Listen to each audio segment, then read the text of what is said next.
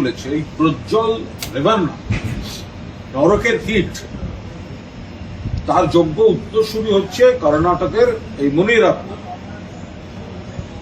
এরা সব বেটি বাঁচাও বেটি পড়াও এসব বিভ্রান্তিকর কথাবার্তা বলে তো স্লোগান, তার জন্য তো বরাদ্দও নেই, মানুষের পাশে তো কন্যাশ্রীর মতো দাঁড়ায় না, ওইসব স্লোগান দিয়ে বিভ্রান্ত করে বিধায়ক হয়েছে।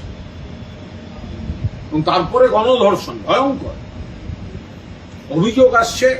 শুধু গণধর্ষণ নয়, মহিলার মুখে প্রস্রাব করে দিয়েছে এই বিজেপির বিধায়ক। শুধু তাই নয়, আরো মারাত্মক অভিযোগ, ইনজেকশন দিয়ে শরীরে ভাইরাস ঢুকিয়ে দেওয়ার চেষ্টা হয়েছে। তো এখন সব এই কেন্দ্রের মানবাধিকার কমিশন, মহিলা কমিশন, এরা কোথায় থাকে?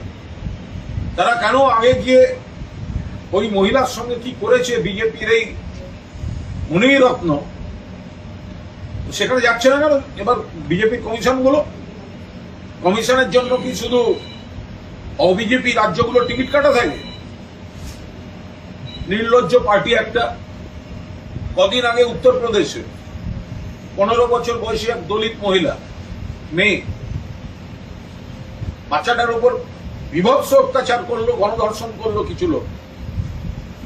বিজেপি শাসিত ডবল ইঞ্জিন রাজ্যগুলোতে বারবার বারবার বারবার এই ঘটনা ঘটছে।